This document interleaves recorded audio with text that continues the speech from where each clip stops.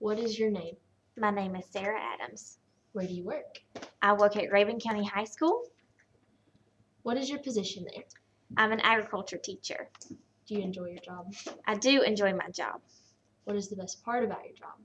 The best part about my job is being able to relate with young people and to show them the different outlooks for agriculture and letting them kind of see. I like to watch them grow into young adults that are hopefully going to be some advocate for agriculture in the future. What do you like least about your job? The least favorite part of my job is the paperwork. There's tons and tons of paperwork required by my school system as well as the state, and it's hard to get all of that done, as well as practice with your students for different CDEs and check on SAE visits and everything else that's going on with FFA. Do you feel you are paid enough for what you do? I think my pay is very fair. However, of course, I would always welcome more pay, but I do feel my pay is fair. I understand that you recently recommended some pesticides for use around home landscapes. Are these pesticides safe for children to be around? The main pesticide that I have recommended would be Sevin, and Sevin dust is what it's commonly known as. And it is safe for children to be around. However, according to the labels on that particular pesticide, they do want you to wear gloves and wash your hands after an application, as well as they think that pets and children should stay away from these pesticides until they have dried, just to be sure that they don't have any effects to the children. Assuming you have children, would you use these pesticides around your own children? I would use these pesticides around my own children as long as I followed the recommended label directions for safely using them.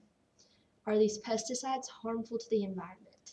These pesticides can have adverse reflections on the environment. They're not bad like some pesticides are.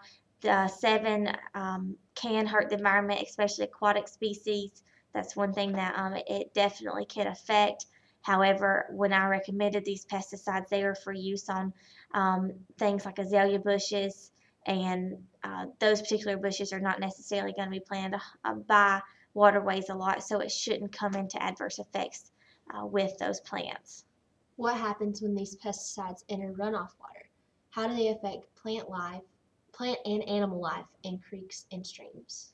When the pesticides enter runoff water, they can be lethal to fish and the other aquatic species there. You do have to be careful when you use these products because they can travel, and as runoff water will when the rain falls and hits the pesticides, if you're spraying on a bad day, it can bring them into our waterways. That's why I do recommend using the pesticides on a good weather day, to where it's not going to rain, to where it is a warmer climate, so that the pesticides do dry pretty quickly and can go ahead and kill those pests before any adverse weather that would cause runoff comes into effect. Why do you recommend harmful pesticides to people? The pesticide, I guess, is not, in my idea, termed as harmful if you do follow the safety recommendations according to the company's label. If you apply it safely, you're using it safely.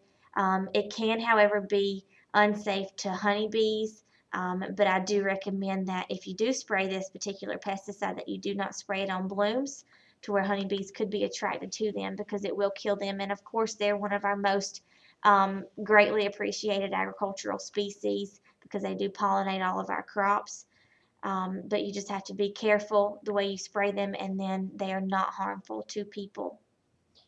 Are there alternatives to these pesticides? They are alternatives to the pesticides. One alternative is to just spray your azalea bushes down with water every single day really good, and that does knock off some of the bugs. However, it will not do as good of a job as spraying with this particular pesticide. Another idea would be use things like horticultural soaps, oils that will pretty much smother the bugs and not allow them to breathe, and then they will die off the plant that way. So they are safer ways to apply them. However, sometimes they're not as quickly effective.